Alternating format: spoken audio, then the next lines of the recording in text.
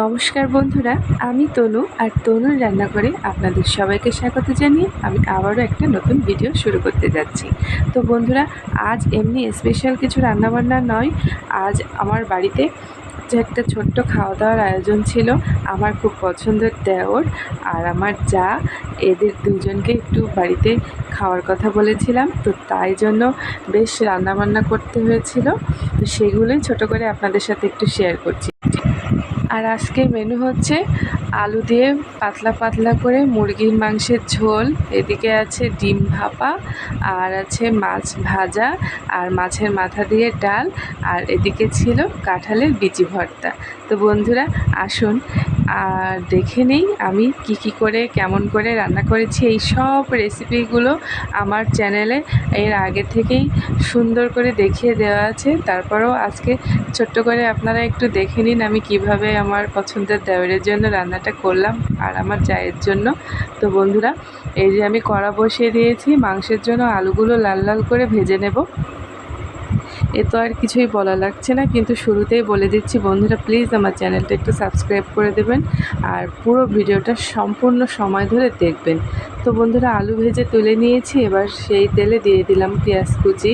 আজ যা গরম পড়েছিল, মানে আমি যে ওই রান্নাঘরে যাব তাও আমি যেতে পারিনি। তারপরে আদা রসুনের পেস্টটাও দিয়ে দিলাম। তো বন্ধুরা, এই গরমের ভিতরে কার কেমন ফিল হচ্ছে আমাকে একটু কমেন্টে জানাবেন রান্না করার সময়। আর এই বাটিতে দেখেন আমি জিরে, ধনে, শুকনো ঝাল, লবণ, হলুদ সব দিয়ে নিয়েছি। নিয়ে সুন্দর করে মাংসের জন্য মশলাটা কষিয়ে নিচ্ছি আর আপনাদের সাথে গল্প করছি। তো আমার বন্ধুরা, এই গরমে রান্না করতে কার কার ভালো লাগছে বলেন? কারোরই ভালো লাগছে না।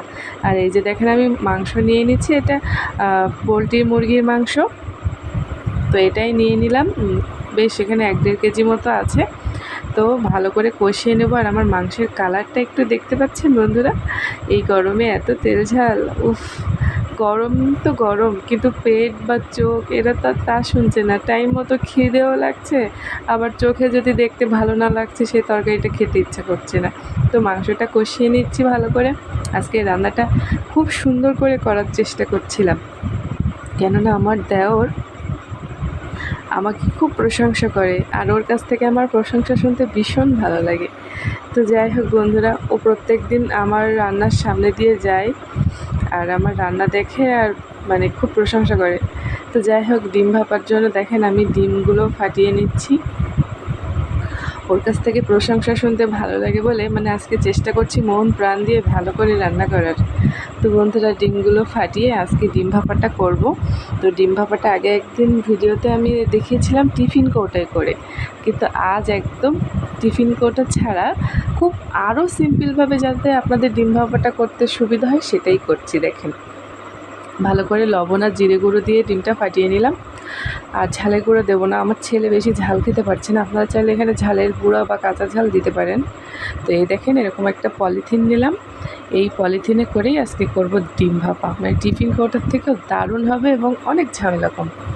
তো বন্ধুরা, এই ডিমের গোলাটা এবার আমি এই পলিথিনের ভিতরে দিয়ে দেব। দেখতেই তো পাচ্ছেন আমি দিয়ে দিচ্ছি। আর এবার মুখটা জাস্ট ভালো করে গিট্টু দিয়ে দেব। আপনারা যেরকমভাবে দেন, এই দিয়ে দেখেন আমার গিট্টুটা কমপ্লিট। এবার আমি চুলোয় গিয়ে মামা আমার মাংসটা তো আমি এদিকে বসিয়ে এসেছিলাম, দেখি কত দূর হলো। এই তো মাংসটা আমার বেশ ভালোই সিদ্ধ হচ্ছে, ঝোলটাও বেশ দেখেন বন্ধুরা দারুণ কালার এসেছে। এবার দিয়ে দেবো আমি গরম মশলার গুঁড়ো, দিয়ে আরও কিছুক্ষণ কষিয়ে আমি ওটা নামিয়ে নেব। আর এরপর আমি মুড়ি ঘন্টার জন্য করে নেব মাছ ভাজা। তো মাছের মাথাটা আমি ভেজে নিচ্ছি আর এদিকে আমার ডিম ভাপাটাও হচ্ছে। দেখুন কত সুন্দর, মাছের বেশ মাথাটা অনেক বড় ছিল বন্ধুরা, সেই মাথাটা টুকরো টুকরো করে কেটে আমি এরকম করে ভেজে নিচ্ছি দারুণ করে, একদম অনুষ্ঠান বাড়ির মতো করে মুড়ি ঘন্টাটা করব। আর এদিকে ডিম ভাপাটা দেখেন ফুলে ফেপে কী অবস্থা। তারপরে মাছ তো ভাজা হয়ে গিয়েছে, চুলোয় এত জাল ধরেছে যে কড়াটা আমার পুড়ে গিয়েছিল বন্ধুরা। তো এবার আমি সকল মশলা কষিয়ে নিচ্ছি। মশলা কষানো তো আপনাদের সবারই জানা, মুড়ি ঘন্টার জন্য আমি শুকনো ঝাল, জিরে, ধনে, হলুদ, লবণ দিয়ে সুন্দর করে পেঁয়াজ, রসুন, আদা দিয়ে মশলাটা কষিয়ে নিলাম। আর এবার দেখেন মুগের ডাল সিদ্ধ করে রেখেছিলাম আগে থেকে, সেটা এবার দিয়ে মশলার মধ্যে দিয়ে ভালো করে কষিয়ে নেব। দেখেছেন বন্ধুরা, কত সুন্দর করে আমি কষিয়ে নিচ্ছি আর দারুণ কালার হচ্ছে। আর এরপরে মাছের মাথাটা দিয়ে আরও কিছুক্ষণ কষিয়ে নেব। এই ভিডিওটা সম্পূর্ণ আরও সুন্দর করে দেখতে হলে আমার চ্যানেলে দেওয়া আছে, আপনারা একটু ঘুঁটে দেখে নেবেন, আপনাদের ভালোই উপকারে আসবে। আর এদিকে মাছের মাথার সাথে ডালটা বেশ ভালো করে কষিয়ে নিচ্ছি। আর কষাতে কষাতে বলে যাচ্ছি বন্ধুরা, আমি এতবার করে রিকোয়েস্ট করি আপনাদেরকে যে আমার চ্যানেলটা একটু সাবস্ক্রাইব করুন, আপনারা একটু প্লিজ করুন। আমি এতবার করে বলছি যখন, প্লিজ একটু করুন। এদিকে ডিম ভাপাটা আমার কমপ্লিট হয়ে গিয়েছে, এবার আমি পিস পিস করে কেটে নেব। দেখেন আজকের ডিম ভাপাটা আমার কত দারুণ হয়েছে বন্ধুরা। আর পলিথিনের ভিতরে করে করেছি, খুব সুন্দরভাবে দেখেন আমার ডিম ভাপাটা হয়ে গিয়েছে।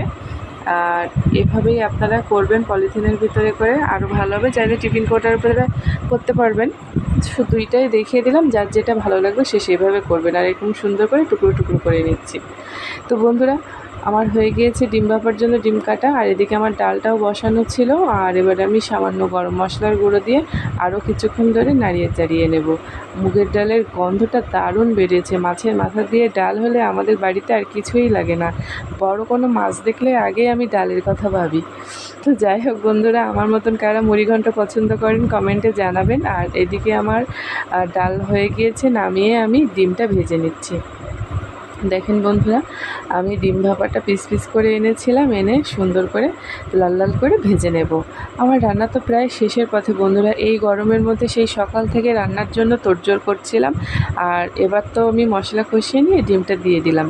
তো রান্না তো আমার প্রায় শেষের পথে। আর ওদিকে দেওর এখন অফিস থেকে আসেনি, পাশের চুলায় ভাতটা বসানো আছে। ভাতটা হয়ে গেলে আমার রান্নাবান্না সব কমপ্লিট হয়ে যাবে। আর কমপ্লিট হয়ে গেলেই আমি ওদেরকে ডেকে খেতে দিয়ে দেব। তো বন্ধুরা, এই যে দেখেন আমার ডিম ভাপাটা রান্না কমপ্লিট। এবার আমি এটা নামিয়ে নেব। আর এবার আমি সুন্দর করে আমার জায়ের জন্য এই যে দেখেন টেবিলের উপরে সাজিয়েছি সকল রকম যা যা রান্না করেছি তাই তাই দিয়ে। আর আজকের ভিডিওটা এখানেই শেষ করছি। আশা করছি আপনাদের সবার ভালো লাগবে। এবার খাওয়া শুরু করতে বলি।